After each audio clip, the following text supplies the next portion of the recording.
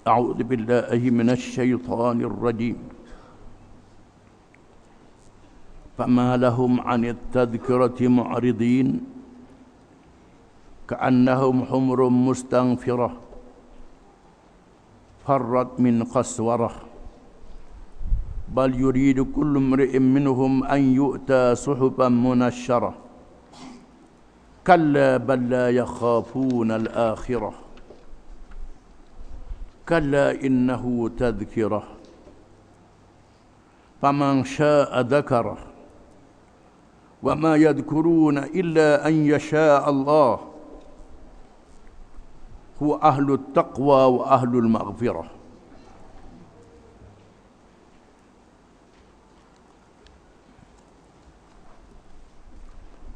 Maksudnya kalau demikianlah halnya orang-orang yang bersalah, maka mengapa mereka berpaling lari dari peringatan Al-Quran? Seolah-olah sekawan keldai hutan yang lari, melarikan diri ketakutan dari singa. Mereka tidak berpada dengan peringatan itu. Bahkan tiap-tiap seorang di antaranya mahu supaya diberi kepadanya lambaran surat yang terbuka, yang diturunkan dari langit atau dibaca oleh mereka sendiri. Sebenarnya bukan kerana kemahuan mereka tidak berhasil, bahkan mereka tidak percaya dan tidak takut akan hari akhirat. Ketahuilah, sesungguhnya Al-Quran itu adalah satu peringatan yang sangat besar pengajarannya. Oleh itu, sesiapa yang mahu beringat, dapatlah ia mengambil peringatan daripadanya. Dan dalam pada itu tiadalah mereka dapat beringat, malaikat jika dikehendaki Allah. Dialah Tuhan yang berhak dipatuhi perintahnya, dan dialah jua yang berhak memberi keampunan kepada orang yang beriman dan taat.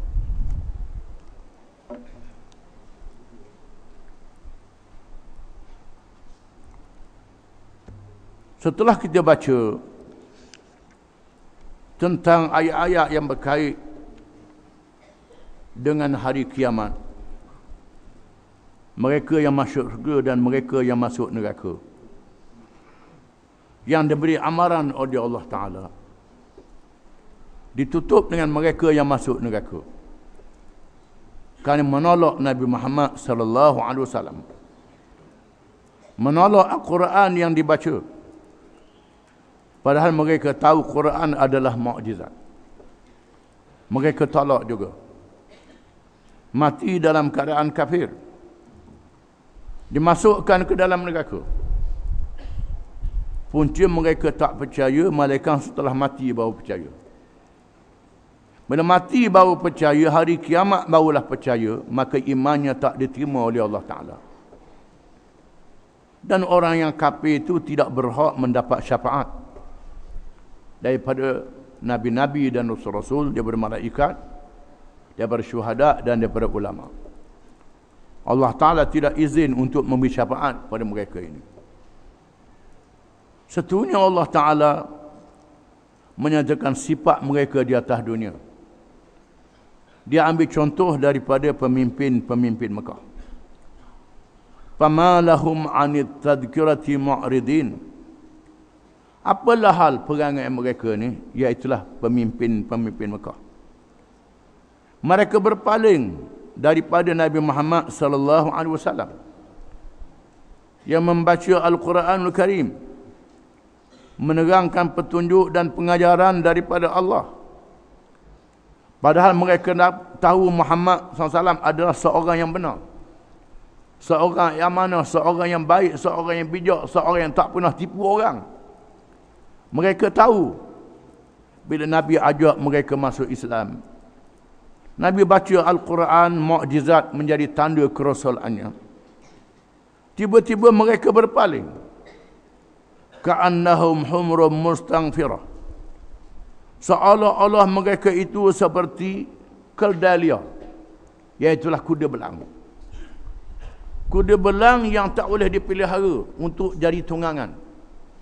Macam kuda dan keldai. Kerana liar. Dalam mazhab Syafi'i, kuda belang halal dimakan dagingnya. Keldai belang, keldai liar. Keldai jinak tak boleh makan daging. Dinasahkan halalnya ketika perang Khaybar. Maka tak boleh makan daging keldai. Daging kuda boleh makan. Adapun keldai liar yang disebut dengan kuda belang, yang berbelang itu boleh makan, halal dalam mazhab Syafi'i. Mereka sangat liar walaupun kuda. Dibandingkan pemimpin-pemimpin jahiliah Mekah yang liar daripada ajaran Nabi Muhammad SAW yang lahir dari Quran, laksana keldai yang liar, yang melarikan diri, farrat min qaswarah, melarikan diri ketakutan daripada singa-singa yang memburunya. Itu mengikut terjemahannya. Setengah ulama menafsirkan, iaitu Sa'id bin Jubair, Ikrimah, Mujahid, Qatadah, Ad-Dhahak bin Kaisan, mengatakan qaswarah ni ialah pemanah-pemanah yang memburunya, bukan singa yang memburunya. Setengah ulama pula mengatakan singa yang memburunya. Tak kelah singa ke manusia ke, dia lari belaka. Dia lari belaka. Itu perbahasan dari segi bahasa saja. Tak jadi masalah. Yang pentingnya, mereka yang kafir itu melarikan diri daripada Quran macam keldai liar, kuda belang yang lari daripada pemburu. Sama ada pemburu tu orang yang memanah, yang menembak, ataupun singa yang mengejar dia. Lari takut nak dengar ucapan Nabi, nak dengar ceramah Nabi. Zaman ni siapa buat lari dengan bah benar. Serupa ni. Farrat min qaswarah. Lari, macam lari takut, tak mau dengar. Bila nak terang tentang Quran, tentang Islam, tak mau dengar, lari. Melarikan diri daripada petunjuk-petunjuk yang nak disampaikan kepada mereka. Bal yuridu kullu mar'in minhum an yu'ta suhufan munasyarah. Bahkan tiap-tiap orang daripada mereka itu kalau boleh dibawa surat yang dihantar kepada mereka. Surat yang dihantar, yang diutuskan kepada mereka, kalau boleh nak suruh hantar surat. Dia tahulah Nabi tak tahu baca, tak tahu tulis, nak hantar surat macam mana? Kalau boleh nak suruh Tuhan hantar surat. Ada tanda-tanda yang terang, ini pelawak belaka, bohong belaka, mereka tak mau ikut sebenarnya. Tak mau ikut, macam-macam alasan. Kami tak ikut, malaikat kami nampak mu naik ke langit, wahai Muhammad, membuat turun kitab. Kami nampak kitab tu diturunkan, baru kami percaya. Nak suruh tunjuk mukjizat tak percaya juga. Dia kata sihir pula. Kalla, sebenarnya, balla yakhafuna al-akhirah, bahkan mereka itu tidak takut langsung kepada hari akhirat. Itu sebenarnya. Mereka tak takut ke hari akhirat. Bila disebut akhirat ni tak nampak lagi, dia kata. Tak nampak pun, orang cerita saja. Bahkan ada yang berani bercakap, hak mati tak balik khabar kita, dia kata. Hak mati dah dikambuh dalam kubur, tak pikah bangun mari royak kita tak ada pun. Dia buat main-main pula. Menunjukkan mereka tak takut pada hari akhirat. Walaupun disebut akhirat, dia tak takut. Maka dia ke atas dunia ni saja, gomolah di atas dunia ni. Buatlah apa orang beri apa ambil. Jangan peduli. Akhirat tu belakang kira. Ini kerana tak takut pada hari akhirat. Kalla innahu tadhkirah. Sebenarnya ingatlah. Sesungguhnya ia, Quran itu adalah tadhkirah. Adalah peringatan daripada Allah. Pengajaran daripada Allah. Yang dibawa oleh Nabi Muhammad sallallahu alaihi wasallam. Quran ni bukan main-main. Quran adalah peringatan. Faman syaa'a dzakara. Maka sesiapa yang menghendaki, ambillah pengajaran daripadanya. Tuhan tak paksa. Wa man syaa'a falyu'min wa man syaa'a falyakfur. Siapa nak beriman, siapa nak kafir, Allah kepadamu. Maknanya siapa yang nak, maka dia mengambil pengajaran berquran, maka beriman dan percayalah dia.